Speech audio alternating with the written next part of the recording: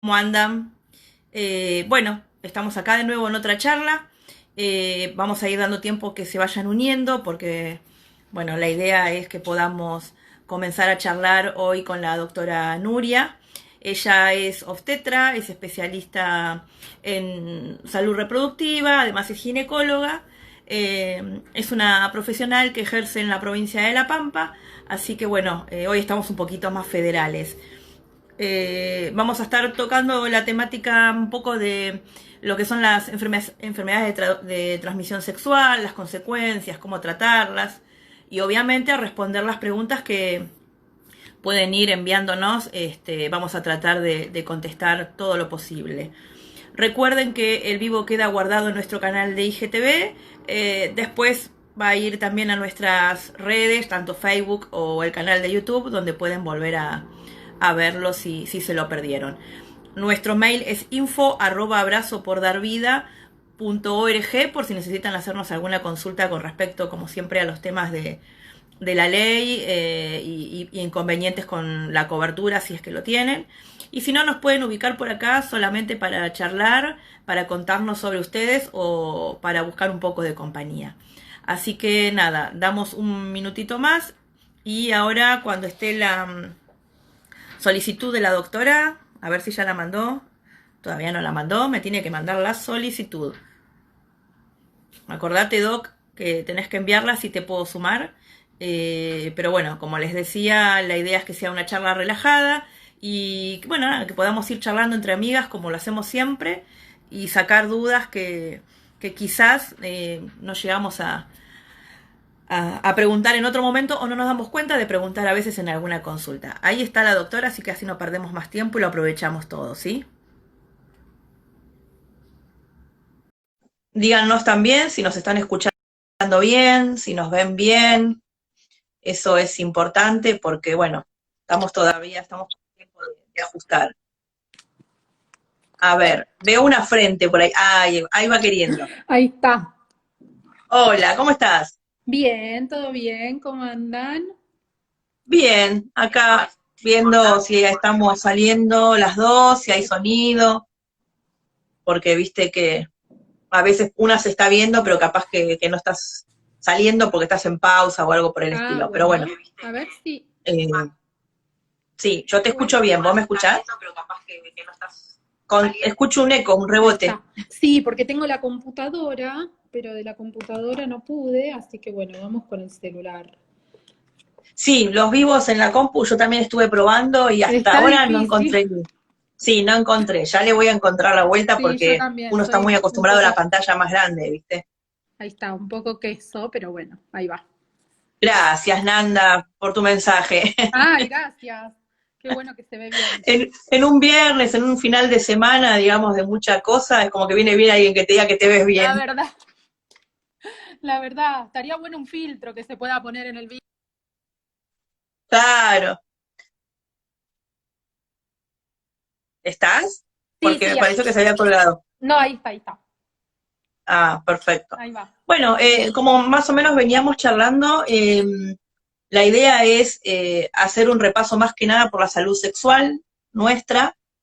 Eh, Muchas de las dudas que habíamos tenido este tiempo es con respecto a si algunas enfermedades de transmisión sexual o algún problema que vos descubrís en la adolescencia y lo tratás, estás a tiempo de proteger la fertilidad o ya dejan secuelas este, que digamos que no se pueden revertir. Lo que sí te pido, por favor, es que nos hagas un repaso de qué son las enfermedades de transmisión, las ETS, cuáles son y bueno, digamos, Perfecto. ¿no? Bueno, un poco, digamos, con respecto a este tema, digamos, las enfermedades de transmisión sexual hay un montón, son bastante diversas, capaz nos vamos a enfocar en las que tienen que ver con la fertilidad o en las que podrían afectar la fertilidad, y después hay otras, un montón, como la sífilis, el HIV, la Claro, hepatitis B, la hepatitis C, que son enfermedades de transmisión sexual, pero que traen otro tipo de problemática que por ahí excede al vivo de hoy. Lo podríamos hacer en otro momento. lo podemos hacer tranquilamente, obviamente, pero Tranquilamente bueno, porque hay es otros que otro después tema tienen que aparte. ver ya con los embarazos y los partos también, que a veces pueden llegar también a... transmisiones verticales, ¿no? Una vez que Claro, la paciente está embarazada o que estamos embarazadas, ¿qué tipo de infecciones tenemos que tratar de prevenir porque podrían contagiarse al bebé a través de la placenta y demás, que son las claro. que controlamos Así mucho que durante el como que, embarazo? como Así que que nos da justamente para hacer un vivo como en dos etapas bien claras para que no se mezcle todo por ahí. tal cual.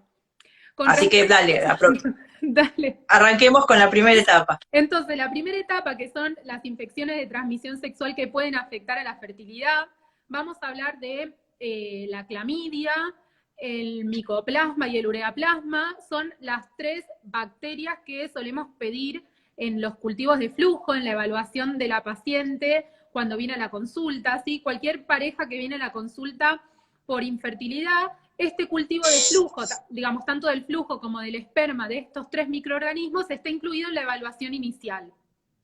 Y un poco voy a explicar por qué.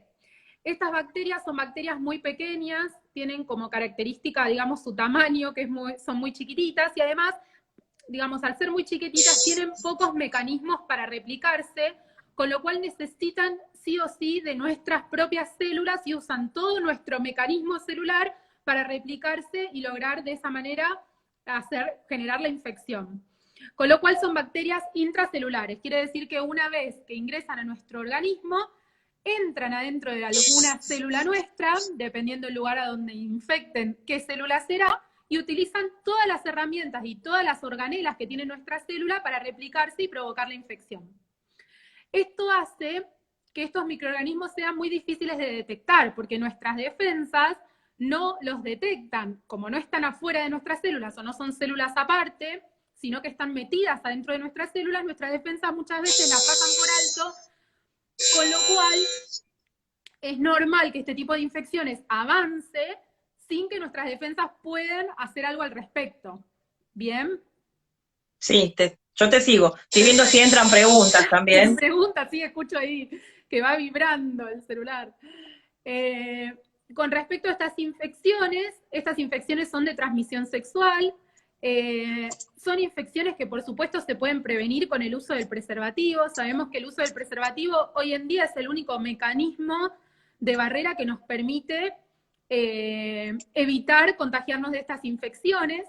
Y otra de las características que tienen estas infecciones son que en general entre el 75, el 80, hasta el 90% de las pacientes que tienen este tipo de infecciones no presentan síntomas, con lo cual lo hace Ah, doblemente difícil de diagnosticar. Primero, porque no es fácil encontrar estos gérmenes ya que están adentro de las células nuestras, y en segundo lugar, porque no producen síntomas, entonces no hay ningún motivo por el cual la paciente consulte. ¿Bien? sí. Entonces, Ah, no hay nada que te esté, digamos, que te esté dando señales de que es momento de consultar. exactamente, la mayoría de los casos, la gran mayoría de los casos, estas infecciones son asintomáticas. Cuando Ajá. generan síntomas, vamos a hablar un poquito de qué síntomas puede haber en algunos casos. Puede haber sangrados en las relaciones sexuales o dolor o molestias en las relaciones sexuales. Puede haber sangrados entre la menstruación, pacientes que menstruan, pero después entre medio de una menstruación y otra tienen como un sangrado. Pacientes que tienen molestias o dolor cuando orinan, también puede ser causa de esto.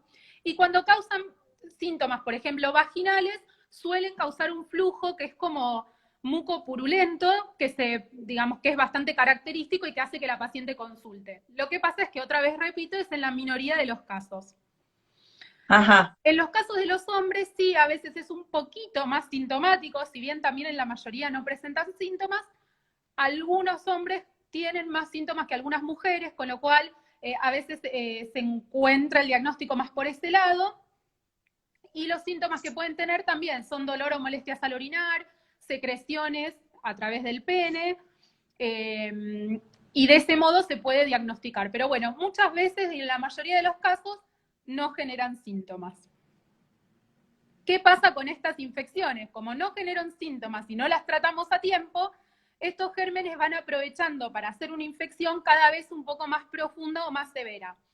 Empiezan por la vagina, por el cuello del útero, generando una inflamación y una infección, pero con el tiempo pueden ir avanzando en el tracto genital interno y provocar una infección no solamente de la vagina y del cuello, sino del útero, de las trompas uterinas y de los ovarios, ¿sí? Claro. Esto entonces, ahí es donde empieza a verse afectada o podría verse afectada la fertilidad, ya que causan mucha inflamación adentro del útero, adentro de las trompas, que después pueden generar adherencias. Las adherencias son como la respuesta que tiene nuestro organismo para tratar de frenar o de curar esta infección, entonces empieza a ser como pegotes, digamos, adentro de la panza, Claro. y eso después lo que termina haciendo es que las trompas o estén tapadas o se llenen de pus, entonces de ese modo afectan la fertilidad. Ajá. Cuando no afectan la fertilidad, pero sí generan infección adentro de las trompas, también pueden generar embarazos ectópicos. Es otra causa, mira. otra de las causas de embarazos ectópicos es por infecciones de transmisión sexual, por ejemplo la clamidia o el micoplasma, que han generado cicatrices en las trompas, que son el lugar preferido para los embriones para implantarse, entonces implantan ahí en esa cicatriz o no pueden seguir avanzando y se genera un embarazo ectópico. ¿Hasta ahí? Hasta ahí te estoy siguiendo. Creo que te van siguiendo todas. Sí. Buenísimo, cualquier cosa me paran, porque yo agarro y arranco. Dale. Bueno, este tipo de infecciones tiene, por supuesto, tratamiento. Como volví a decir, como son asintomáticas, sí las pedimos en pacientes que evaluamos por fertilidad, porque sabemos que esta es una causa de fertilidad que existe, con lo cual casi siempre, y en la evaluación inicial de toda pareja que consulta por este tema, se le pide tanto un cultivo de flujo como un cultivo de esperma, porque repito que son de transmisión sexual, por lo cual lo puede tener tanto la mujer como el hombre. Ajá. Una vez que se establece el diagnóstico por el cultivo, que también, dicho sea de paso, se tiene que hacer en un laboratorio especializado, porque son gérmenes difíciles de cultivar, no es como un cultivo de flujo común que tomamos en el consultorio con un hisopo y ya está, sino que requieren de ciertos medios especiales para crecer y para aparecer en el cultivo. Una vez que se diagnostica y que aparecen, el tratamiento tiene que hacerse con antibiótico y a los dos miembros de la pareja, dependerá del cultivo y de la bacteria que se encuentre cuál será el tratamiento adecuado, y después está bien volver a repetir el cultivo para chequear que verdaderamente la infección se haya curado. Y esto, por supuesto, también nos sirve porque más adelante, si logramos el embarazo, que es nuestro objetivo, hay que tener cuidado porque estas infecciones también se pueden transmitir al bebé en el canal de parto. Entonces está bueno tener un cultivo negativo que certifique que la infección está tratada. Esas infecciones, ¿vuelven, se repiten? Bueno, ¿se hace algo crónico? Todo eso que decís puede pasar. Puede pasar desde tener una infección y con el tratamiento adecuado curarla para siempre y que no vuelva a aparecer nunca en ningún cultivo. Pueden aparecer infecciones recurrentes, especialmente porque estos gérmenes suelen generar resistencia a ciertos antibióticos, que son los que usamos habitualmente. Así que puede pasar que hagamos un tratamiento antibiótico y no funcione, o funcione pero después vuelva a aparecer enseguida. Entonces hay que evaluar la estrategia de tratamiento. Y también pueden generar infecciones crónicas o recurrentes que vayan afectando la fertilidad a medida que pasa el tiempo. También puede pasar así, digamos, que se tome su tiempo. Pues sí, todo eso puede pasar. También puede pasar que cuando son infecciones más severas haya que hacer algún otro tratamiento, porque si generan un absceso adentro de la trompa o adentro del ovario, un absceso es como una colección de pus adentro de la panza, ese tratamiento en general es quirúrgico y lo que se hace es drenar todo ese material para que después el antibiótico pueda hacer su efecto. Así que dependiendo de la gravedad del cuadro, será un tratamiento antibiótico sencillo por vía oral, o será un drenaje más antibiótico, o será directamente sacar las trompas si es que están recontraafectadas y ya no hay solución, desvincularlas o sacarlas. Porque bueno, todo ese ambiente inflamatorio e infeccioso también sabemos que afecta a la fertilidad, generando un ambiente, digamos, hostil para la implantación del embrión, con lo cual, digamos, las tendencias siempre son a sacar todo ese material de ahí y limpiar lo más posible, ¿no? Claro. Después otra también que es muy mencionada, obviamente, y más conocida, es como también el HPV. Sí, el HPV es una infección de transmisión sexual. No, digamos, este tipo de virus no afecta la fertilidad, pero sí genera lesiones en el cuello del útero que pueden provocar una lesión maligna, con lo cual siempre es indicación tener un control ginecológico normal antes de iniciar cualquier tipo de tratamiento, ¿no? Ver si no es necesario hacer, Claro, digamos, evaluar que no haya en el cuello del útero nada, que esté sano, si es que hay alguna lesión, tratarla previo al tratamiento, porque son cosas que pueden alterar después, digamos, la evolución de la enfermedad y del embarazo. claro. Así que eso también, bueno, es algo que siempre se evalúa en todas las pacientes, el control ginecológico normal. Claro. Y viste que se habla mucho también de, justamente, del cuidado, de la fertilidad, de la preservación de la fertilidad. Cuando hablamos del cuidado y pensamos en adolescentes, ¿hay algo como que uno pueda ya ir haciendo con una hija o fijándose qué es lo que hay que ir empezar a cuidar? Sí, principalmente es insistir en el uso de preservativo, porque eso va a Ujú, hacer que todo este tipo de infecciones no aparezcan, que se prevengan este tipo de infecciones y que por ende no pueda llegar a tener esta problemática más adelante. O sea que dentro de las ujú. infecciones de transmisión sexual es insistir, insistir y recontra insistir en el uso de preservativo, especialmente en los adolescentes, que son los que tal vez más se resisten muchas veces, o bueno, eh, Claro. entonces es como insistir en la prevención, digamos, porque una vez que uno se contagia de esto hay que llegar a tener síntomas, a hacer un diagnóstico, a hacer el tratamiento. Entonces ya un poco llegamos tarde muchas veces, con lo cual lo principal que podemos insistir siempre es en la prevención. Ujú. Así Y, que y, sí. ¿Y qué hay de cierto con que el abuso en la adolescencia, quizás, o en las mujeres, de la pastilla del día después puede afectar en la fertilidad? No, eso Porque es eso es algo también que muchas veces nos preguntan a nosotros, y bueno, ya que está, aprovecho y te saco a ver si es mito, si es verdad. No, eso es un mito. La pastilla del día después es un anticonceptivo de emergencia. Incluso también existe el mito de que la pastilla no se puede usar más de una vez al año, que no se puede usar más de 2 veces al año. Nada, la pastilla del día después se puede usar perfectamente todas las veces que sean necesarios. Lo único que tienen que tener en cuenta es que es un anticonceptivo de emergencia. Tiene una eficacia, ¿por qué no se elige este método como método anticonceptivo? Es porque tiene una Claro. eficacia menor a cualquier otro método anticonceptivo hormonal. Por ejemplo, digamos, tomar pastillas anticonceptivas todos los días tiene una mayor eficacia que tomar la pastilla del día después cuando uno tiene un accidente.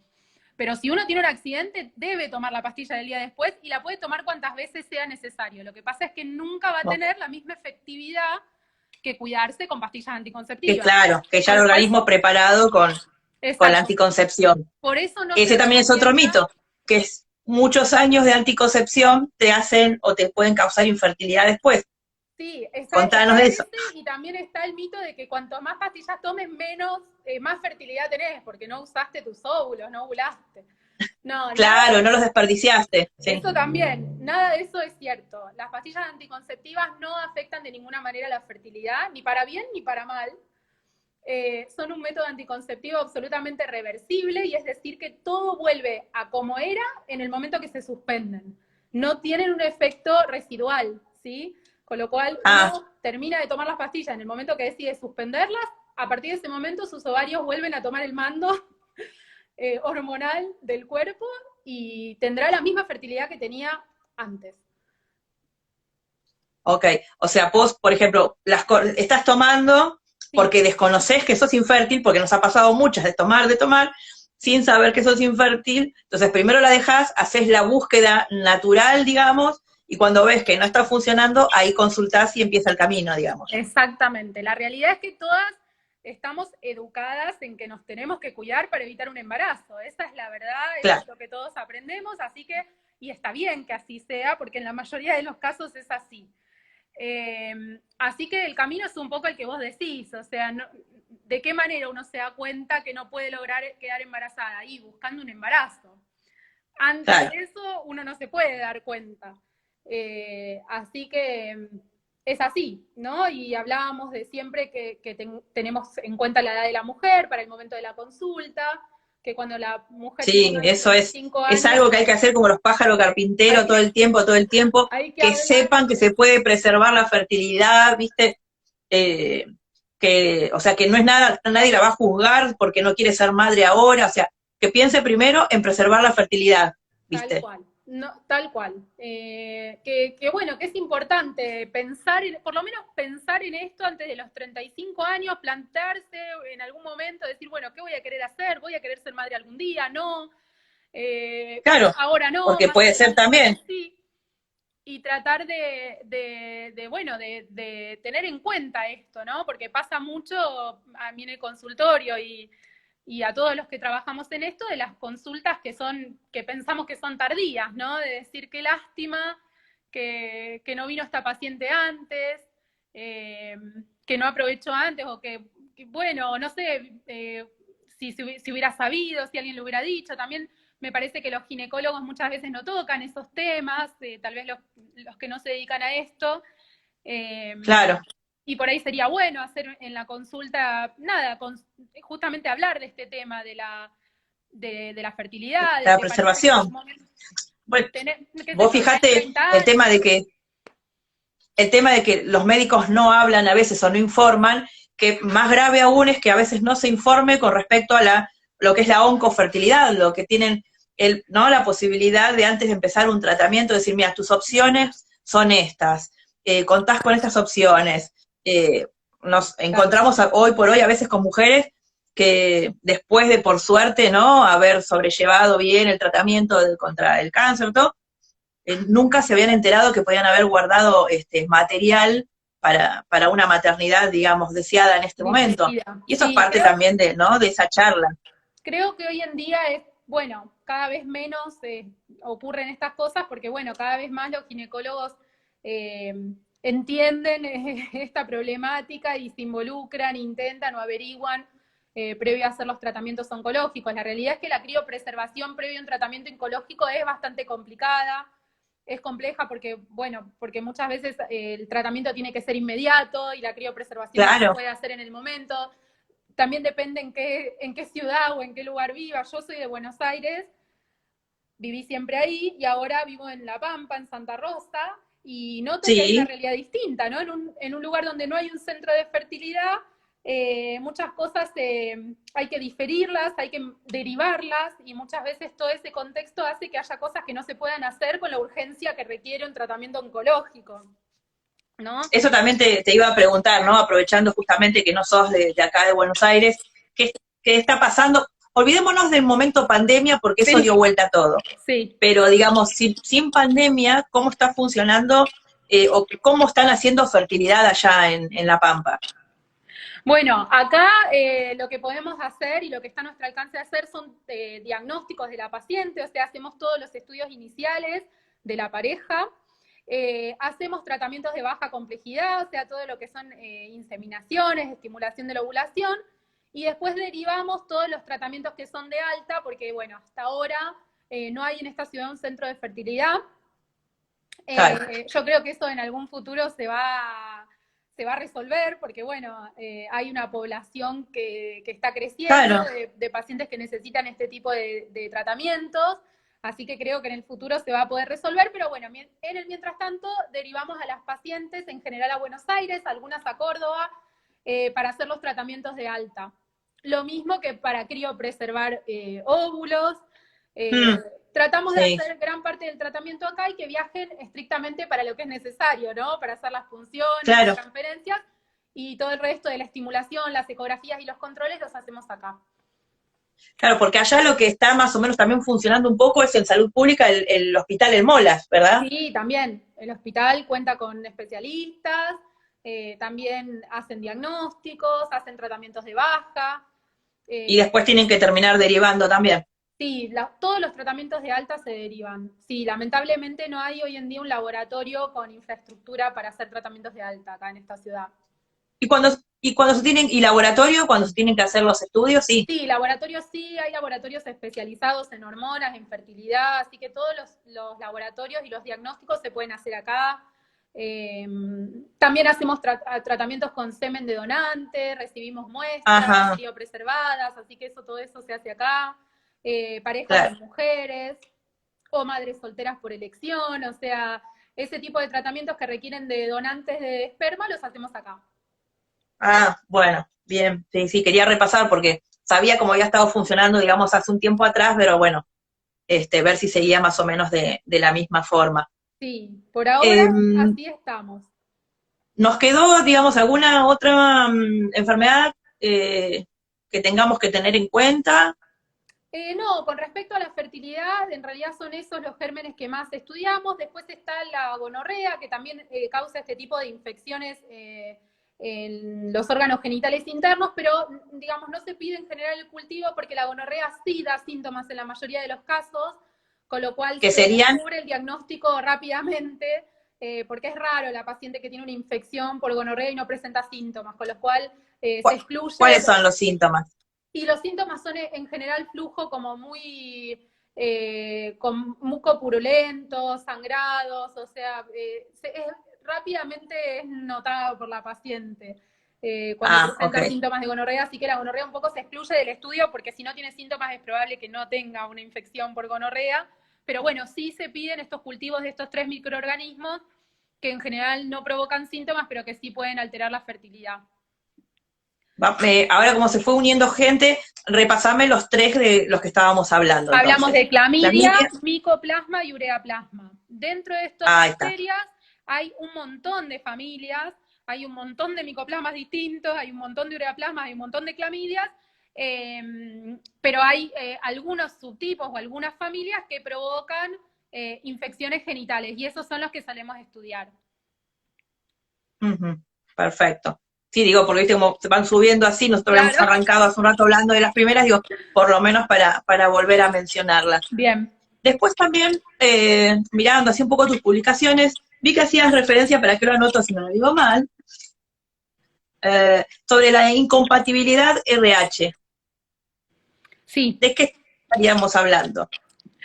Bueno, la incompatibilidad RH es una enfermedad o es sí, una alteración que se da durante el embarazo y tiene que ver con el grupo y factor de la madre y del bebé que está en la panza.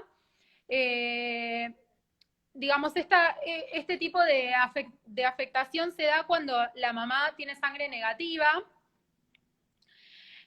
y el bebé tiene sangre positiva. Por supuesto, no podemos saber qué tipo de sangre tiene el bebé hasta que no nace, con lo Ujú, cual, en una madre con grupo negativo, le hacemos el grupo y factor a la pareja, y si la pareja tiene sangre positiva, sabemos que el bebé tiene chances de tener sangre positiva, entonces claro. empezamos a estudiarla y a tratarla como si el bebé fuera positivo, que sería, digamos, la situación más grave.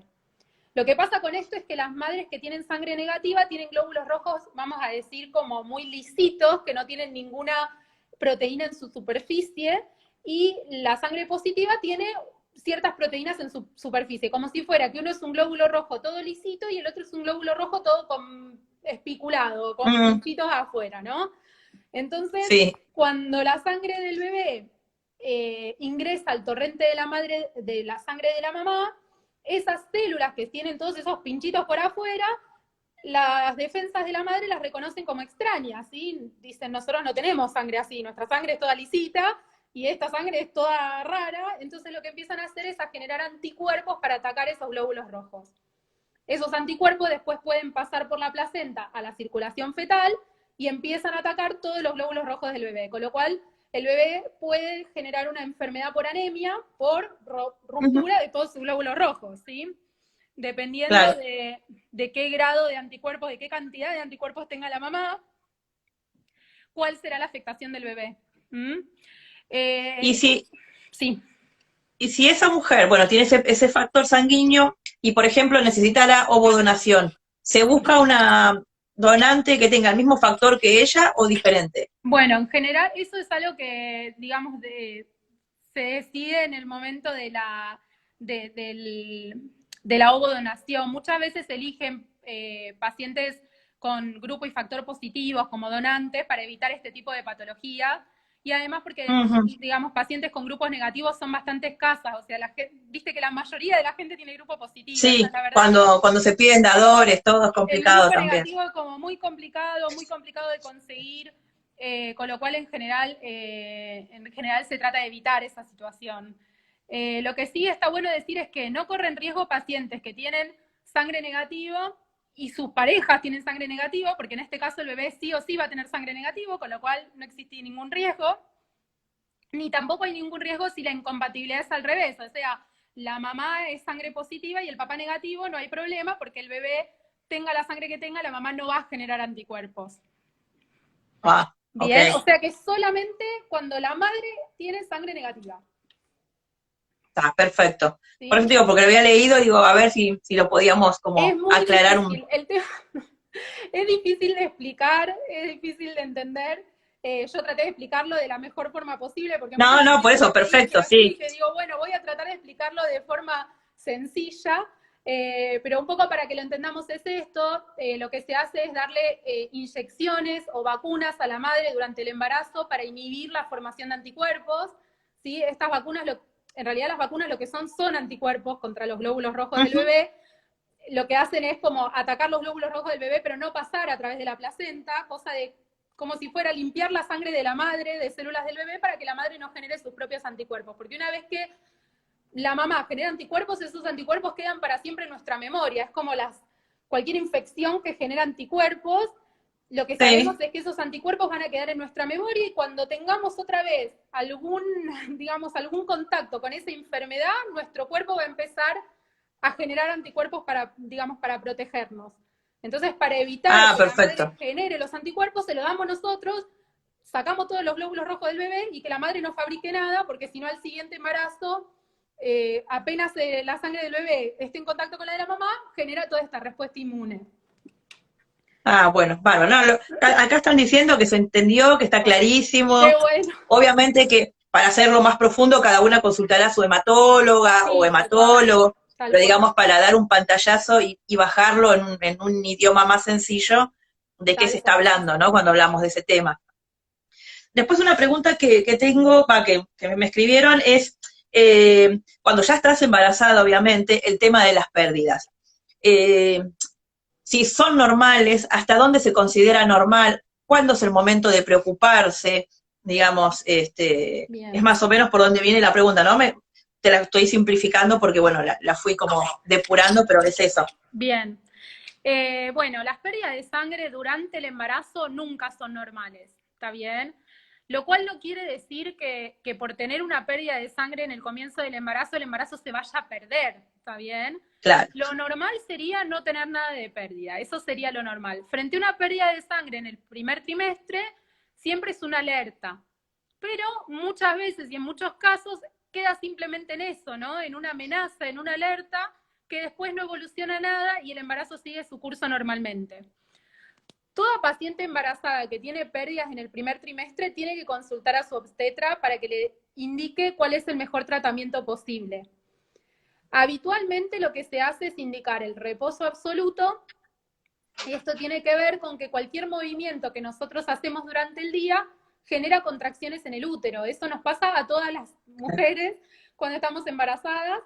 Cualquier movimiento que hacemos, estamos moviéndonos, incluso las embarazadas de embarazos más avanzados siempre dicen, no, estuve todo el día haciendo cosas y a la noche me acosté y tenía contracciones. Es algo normal, ¿sí? Es una respuesta fisiológica del útero que genera, digamos, contracciones los movimientos. Cuando el embarazo es muy incipiente, estas contracciones son imperceptibles, pero existen. Entonces, frente a un embarazo que está teniendo alguna, digamos, alguna situación de amenaza, la primera indicación es el reposo. Ok. Después, digamos, la naturaleza decidirá cuál va a ser la evolución del embarazo en el primer trimestre. Lo único que está a nuestro alcance hacer es eso, es reposo. Muchas veces también se indica progesterona, que es una hormona que protege el embarazo, pero eso es lo único que está a nuestro alcance hacer. Después pasará lo Claro, que tenga sí, que pasar, es lo que trato de claro, transmitir a mis pacientes también. No hay nada que vos podrías haber hecho para evitar esta situación, ni nada que vos hiciste para provocarla. Son cosas que claro. suceden. Entonces está bueno un poco informar sobre esto para sacarnos la culpa que nos genera esta situación, porque en Claro, general sí. la ¿Qué paciente habré hecho? Claro. empezás a Sí, sí, pensar y sí. decís, yo me moví, agarré una valija, que justo agarré Sí, colgué una sábana, viste, sí, uno empieza como a pensar en todas esas cosas y nada, y no está bueno, y además no son así, porque un embarazo no se pierde por agarrar una valija, si no, no existiría tanto problemas con los claro, abortos, no sería tan difícil, claro, digamos, levantar una valija y ya está, no. Entonces, claro. nada de lo que nosotros hacemos provoca esta situación, ni tampoco no podemos hacer nada más que reposo. Eso es la única indicación y en lo único que nosotros podemos ayudar un poquito a que esta situación mejore. Y después controlar las pérdidas. Ah, claro, eso, hay que ir controlando. Acá, frente a esta situación de pérdidas de sangre durante el primer trimestre, pueden suceder dos cosas. O que la pérdida sea cada vez un poquito menor y se vaya yendo y cada vez sea un poquito menos, hasta que no haya nada de pérdida, que sería la situación ideal. O por el contrario, cada vez más pérdida y de repente una pérdida como una menstruación o más, y ese es el momento de consultar al obstetra o a la guardia para evaluar qué es lo que sucede con el embarazo. Ok. Porque viste que hay muchas mujeres que dicen, ay, pero ¿cómo puede ser? Si yo menstrué hasta estando hasta los 2 meses, ¿menstruaban o eran pérdidas? Eran pérdidas. Viste que se escucha mucho, o en Sí, mujeres más grandes que te dicen, ay, yo hasta los 3 meses tuve mi periodo, ¿cómo voy a estar sí. embarazada? No me di cuenta. Entonces eran No, pérdidas lo esos que estaban son, atravesando exacto, y que tuvieron suerte que llegaron a un buen resultado, digamos. exactamente, exacto. Perfecto. Bien. A ver qué me habían preguntado. Ah, cuando vos tenés un aborto espontáneo, ¿cuánto tiempo tenés que dejar como descansar, digamos, el cuerpo para volver a intentar otro tratamiento? Nada, Si es que hay un tiempo, ¿no? no hay ningún tiempo. Apenas vuelvas a menstruar, podés volver a la búsqueda. ¿Ah, sí? Sí, Yo pensé que, digo, después de tanto, ¿no? no, se Como puede revuelo volver. hormonal o todo, había que dejar un... No, inmediatamente después de que vuelva a venir la menstruación, se restablecen los ciclos menstruales y se puede volver a intentar. Sí, por ahí hay excepciones en casos de abortos tardíos, donde la paciente a lo mejor tuvo una hemorragia muy grande, está anémica, entonces, bueno, uno prefiere que se recupere un poquito antes de volver a intentar. Pero en embarazo del primer trimestre, en general, la paciente vuelve a menstruar y puede volver a iniciar la búsqueda. Sí, inclusive si no tuviera problemas de fertilidad, a veces se da el embarazo rápido. Tal cual, En el sí, caso, por sí, pues, ejemplo, de mi hermano más chico, fue 3 meses después de de una una, pérdida de un embarazo de mi mamá, por ejemplo. sí, sí, puede pasar Y eso que perfectamente. ella pasó por un legrado, todo, pero a los 3 meses vino de Sí, forma natural, pero fue rápido, digamos. totalmente. Una vez que se restablece el ciclo de la menstruación, se puede volver a buscar, no hay ningún problema. Ah, perfecto. Y entonces, ¿por qué te dicen a veces que, o será más que nada por algo administrativo que te dicen que para los tratamientos esperes 3 meses? Viste que la ley te dice cada 3 meses. Es por meramente algo administrativo, entonces el cuerpo no lo necesita.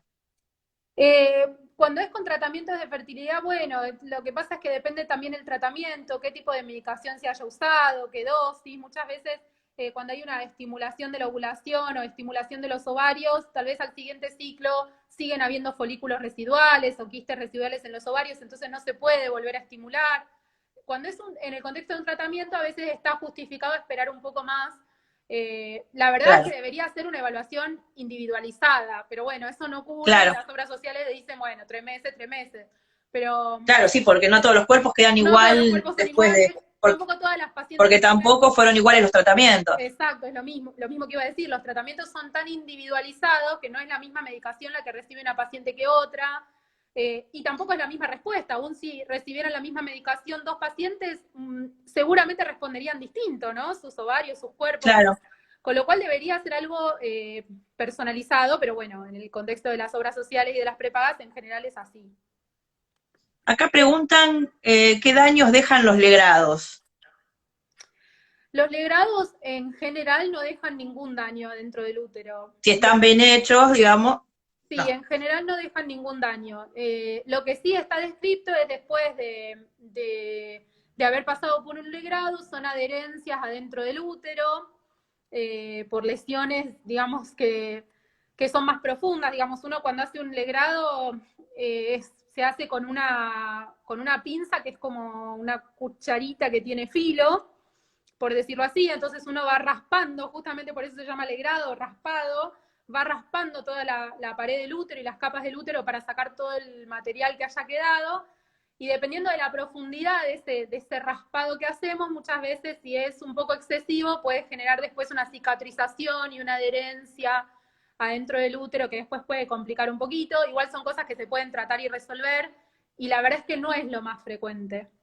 Lo más frecuente es que después de un legrado no haya ninguna complicación. Perfecto. Esperá que estoy viendo a ver si hay alguna pregunta más que no estemos respondiendo para que después nos digan, no leyeron mi pregunta, por ahí. Quedó la misma. Daño del oxaprost. ¿Qué es el oxaprost? El oxaprost es la medicación que se usa, el misoprostol, la medicación que se usa para provocar abortos.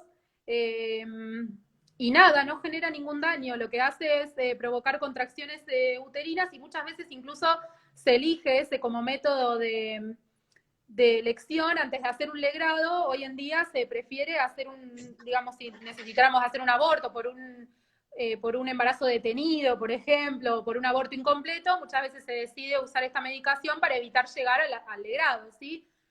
El legrado, si bien no trae ninguna complicación, no deja de ser un acto quirúrgico que requiere de una anestesia, que requiere de una internación, o sea, que requiere de más complejidad que algo que se puede tal vez resolver de forma ambulatoria, ¿no?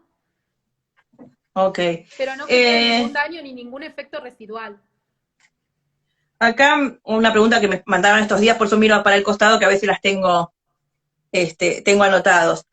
¿Cuál es el riesgo máximo que te puede dejar un ectópico? Me imagino que debe ser, claro, ¿cuál es la complejidad máxima? La complicación más grande que puede traer un ectópico es tener que sacar las trompas o tener que sacar el ovario, en el caso de que sea el ovario, y también los ectópicos del cuerno del útero, o sea, cuando la mayoría de los ectópicos el embrión se implanta en la trompa, entonces hay que tratar de ver si se puede salvar esa trompa o si hay que sacarla. Pero muchas veces se implanta en el útero, pero no en el fondo del útero, sino en un cuerno, en un costado, como si fuera donde se junta el útero con la trompa. Y esos son ectópicos bastante complicados porque el útero sangra mucho, especialmente en el contexto de un embarazo, donde empieza a haber mucha vascularización, y muchas veces puede terminar en una histerectomía, que sería la situación más grave que se me ocurre. La más grave, digamos. Y sí, quedarse sin útero creo que es la situación más grave hoy en día. Claro, ya no hay retorno. Sí, en cambio, con las otras sería cambiar el tratamiento, digamos. Pero, digamos, hoy en día si no hay ovarios o no hay óvulos se puede resolver con donaciones y demás, pero si no hay útero es más complicado. Bueno, claro. Hay subrogación, hay adopción, hay otras formas, pero creo que la complicación más grave sería que hubiera que hacer una histerectomía. A ver si hay otra más. Acá dice una chica, un legrado me provocó infertilidad. El endometrio quedó fino. Sí, puede suceder. No es lo más frecuente, pero puede suceder. Habría que ver qué pasa si hay una estimulación, o sea, si tratan de estimular el endometrio, qué pasa si crece, si hay una biopsia de endometrio que indique si hay algún problema. Bueno, hay distintos tratamientos que se pueden hacer para evaluar. Pero claro, bueno. Pero digamos que quedan opciones para barajar, digamos, sí. con las que uno puede contar. Sí. Está bien, digamos como para... y algo que me llamó la atención a mí fue que, decime si te la estoy complicando, Bartolinitis. Bartolinitis, sí. Es re común. ¿Ah, sí? Sí. Bueno, yo lo leí, pero bueno, me llamó la atención el término. Si nunca te pasó, no tenés nada, la bartolinitis es una inflamación de una glándula que está en la entrada de la vagina, hay dos, una de cada lado. Las glándulas sirven para lubricar la vagina, no es el único mecanismo de lubricación porque hay más, pero es uno. Y estas glándulas muchas veces se tapan porque tiene un orificio muy pequeño de salida por donde sale toda su secreción. Muchas veces se tapan, y si se tapan se empieza a acumular toda esa secreción adentro de la glándula y después puede infectarse o provocarse una inflamación de la glándula tal que la paciente está recontra incómoda, no se puede sentar, no se puede mover, le duele un montón y aparece como un bulto grande en la entrada de la vagina.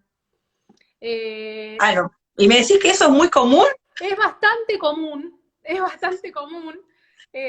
A mí ya me parece como muy guau lo que estás diciendo, de Es obtener un muy bulto para feo, sentarse es y todo. muy doloroso. Por supuesto no es grave porque es una patología benigna, pero sí es muy molesto, es muy doloroso para la paciente, muchas veces es recidivante, o sea, tratamos de drenar esa glándula y todo lo que se acumuló y todo ese moco que se acumuló y después se vuelve a tapar y vuelve a aparecer. Bueno, muchas veces la solución final es directamente sacar la glándula, que se hace con una cirugía, para terminar con ese problema. Si no, lo que se hace es drenarla, tratar de drenarla, dar antibióticos para evitar una infección o para curarla en el caso de que ya se hubiera infectado. Y control. Hay pacientes que lo tienen una vez en la vida y hay pacientes que lo tienen a cada rato. Pobre, que es un sufrimiento. Mirá, duele un montón, dice Vani, tal cual. Sí. Mira, Ay, hay algo, Vani, que no nos habías contado, entonces. duele un montón, las pacientes vienen. Esto es verdaderamente una urgencia ginecológica porque las pacientes llaman y dicen, necesito turno ayer, ya. Claro, Porque aparte crece mucho, muy rápidamente, o sea, de un día te mira. operás, tenés un bultito, decís, bueno, voy a sacar turno y al otro día ya es gigante y al otro es más grande y ya no sabes qué pasa. Así que sí, es bastante frecuente y por suerte tiene tratamiento, se puede curar, se puede resolver, pero sí, es engorroso, es la verdad. Y vos, digamos, porque cada médico obviamente, digamos, tiene como, ¿no? Su manual que uno dice. Cuando alguien va a la consulta buscándote porque, bueno, no está logrando el embarazo, ¿qué considerás vos? ¿Qué es lo que tenés que tener en cuenta cuando los tenés adelante, ya sea a la paciente o a la pareja o a la mujer sola? ¿Dónde crees vos que hay que empezar?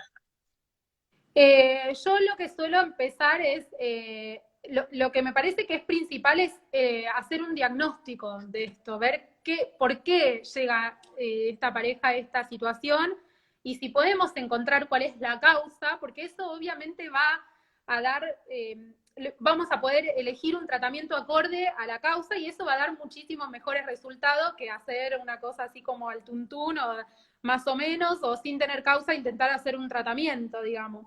Con lo cual me parece que lo principal cuando yo veo una pareja en el consultorio es investigar qué pasa, cuál es el problema. Entonces, frente a eso, lo que empiezo a hacer es pedir estudios a la pareja, analizar sus antecedentes en el interrogatorio y tratar de pensar todo el tiempo cuál puede ser la causa de esta situación.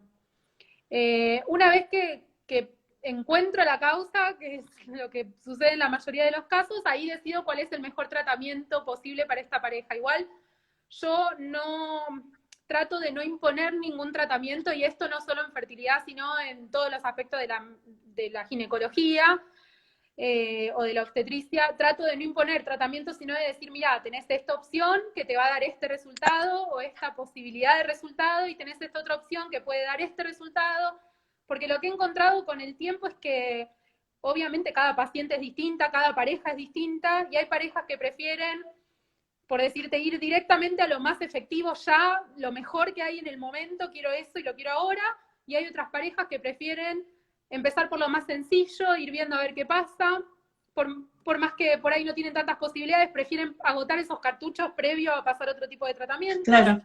Y eso depende mucho de muchos factores, de cómo es cada paciente, de cómo es cada pareja, de qué búsqueda haya venido haciendo, qué ¿Y en cosas, qué momento emocional está también? qué momento emocional, qué cosas les han pasado en estos años o a lo largo de la vida, en qué situación se encuentran. También pensá que, digamos, acá tenemos la dificultad de las derivaciones también, ¿no? Claro. Ni hablar de en este proceso de pandemia, que bueno, es tremendo, pero si no fuera de este contexto, hacer un tratamiento de alta no implica, como en Buenos Aires, ir a un centro, llegar y decir, hola, puedo hacer alta, puedo hacer baja, puedo hacer ICSI, puedo hacer FIU, puedo hacer Claro. lo que sea, todo en el mismo lugar, sino que acá implica una derivación, implica ir a Buenos Aires, implica gente que tiene Claro. que arreglar su vida, su trabajo, parejas que tienen otros hijos, que tienen que resolver qué hacen mientras viajan. Claro, si tenés que acomodar un montón de cosas. Son un montón de cosas Claro, que sí, es se verdad. suman a lo ya difícil que es encarar este tipo de tratamientos. Claro. Con lo Imagino que cual, también es mucho trabajo, digamos, tuyo con la paciente, porque vos podés estar preparándola físicamente perfecto, pero no salió el traslado, no salieron los pasajes, no salió la autorización, entonces todo ese trabajo es como, ¿no? Sí, la Medio que verdad. hay que a veces volverlo a hacer.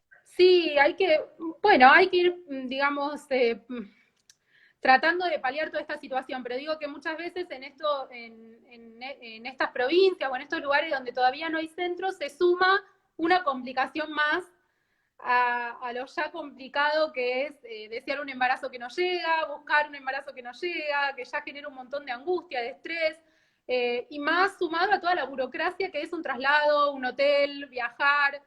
Claro, Con lo cual eso también es un factor a tener en cuenta acá con respecto a la decisión de los tratamientos que hacemos. muy bien. Tal vez eso es algo que A ver, aprendí de estar acá, porque antes de estar acá claro, como vos estabas en Buenos Aires, no tuviste, ¿no? Que hacer como ir bajando cambios, me imagino. sí, nada, dándome cuenta de que de esto, de que no es tan fácil estando en otro lugar, que no es tan fácil, nada es fácil, digo, no es fácil para las Nada es pacientes, fácil en esto, pero obviamente, no estoy decís, por diciendo eso, suerte, pero digo, ¿no? ¿Cuántas cosas más se ponen en juego? Por eso claro, muchas veces en el consultorio le digo a la paciente, mira, si estuviéramos en Buenos Aires, yo te recomendaría directamente hacer alta complejidad, que sería lo ideal en tu caso. Pero bueno, si vos claro. me decís que no podés viajar, que no podés organizarte, que no se puede la derivación, y bueno, entonces frente a esta situación hagamos esto, hagamos lo otro. Uno busca otras alternativas, ¿no? Para, tal vez que no las propondría en otro lugar, quiero decir. Claro, sí. Sí, sí, sí, va viendo, digamos, con las herramientas con las que Todo el cuenta. Y justo te contexto, tal decía, cual. Y decís bueno, ahora que en dentro de pandemia, todo, no, eso está todo el país igual, todo el pero país. decís que dentro de todo, por lo menos en la provincia ahí ahora tenés el laboratorio, Ah, por lo sí. menos Bueno, para, yo creo viste, que en un futuro vamos a poder tener un centro bueno, porque es una ciudad que está creciendo mucho, tiene mucha población, tiene muchos pacientes con este tipo de problemáticas, así que yo creo que en un futuro vamos a poder hacerlo acá. sí, a mí me parece que como pasa también en muchas partes del interior, al no hacer tan visible esto, porque también está esa cosa, ¿no? A veces en el interior que no me conocen todos, no quiero hablar, no quiero que se sepa.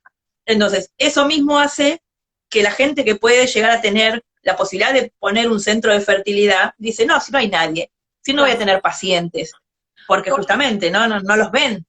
por suerte hoy en día eso está cada vez más liberado, así como todo, ¿no? Como todas las luchas que se van haciendo y conquistando, esto también me parece que el tema de la fertilidad se entiende como que es una problemática, que es una patología, que nada, que puede ocurrir como puede ocurrir cualquier otra cosa, cualquier otro diagnóstico, y me parece que digamos, con el paso del tiempo cada vez menos hay ese tabú, si bien todavía existe, pero bueno, Mm, cada vez menos y por suerte cada vez las pacientes consultan más y se animan más de hablar de estas cosas.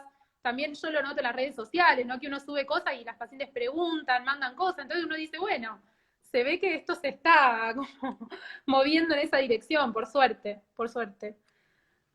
perfecto. Bueno, Nuria, Bueno, agradecerte el mil gracias. tiempo, bueno, por lo visto se ve que con el tema de los niños lo solucionaste, así que Los fleté. pudimos Los fleté ya coordinar. con la abuela, así que no, bárbaro. Algo que quieras remarcar, tenemos 5 minutitos para que puedas remarcar, redondear lo que te parezca. No, nada, simplemente nada, les agradezco por haber estado, te agradezco a vos por haberme convocado para hacer esto, me encanta, me encanta participar, ayudar desde mi lugar en lo que pueda, así que siempre estoy dispuesta. Y bueno, les mando un beso grande y por supuesto si tienen preguntas, si quedan cosas que hayan quedado pendientes o tienen algún comentario o alguna cosa, los esperamos, no hay ningún problema y lo podemos, mientras lo podamos resolver, adelante, lo haremos. Dale, yo le agradezco a Paola que me dio tu contacto, si bien nos conocimos acá en Buenos Aires, que Sí, nos presentó ella. Pero bueno, nos debíamos una charlita una y bueno, como charla, siempre tal sos cual. tan amorosa también, hacer que la gente te conozca, que te vea también. Gracias. Cuando postee, voy a postear bien tu Instagram para si quieren consultarte ahí, Buenísimo. gente de La Pampa o de donde sea. Así que agradecerte, como siempre. Fue Gracias. muy fácil hablar todo, por suerte. Gracias. Este, no te pregunté nada extraño tampoco, No, por estuviste las muy dudas, buena. porque Claro, porque la idea es hablar más de temas generales y no a veces preguntas tan Claro, porque particulares que uno te recibo dice que y 5 no no sé se el puede. caso. Sí, a veces es más. Claro, Sí, tal cual. exactamente. Siempre apuntamos más que nada a dar respuesta a temas generales o que la mayoría consulta. Tal cual. Así que bueno, nada, gracias. Y vamos Gracias. a ir seguramente por la segunda parte que hablábamos hoy Dale, sobre perfecto. las patologías que están relacionadas al embarazo. Dale. Perfecto, buenísimo. Cuando quieras. Bueno, Bueno, un beso y bueno, gracias a los que estuvieron acá, que se animaron a preguntar, a vernos y ya vamos a ir avisando por otros vivos también. Un beso y bueno, gracias. gracias. Chau, chau. Chao, chao.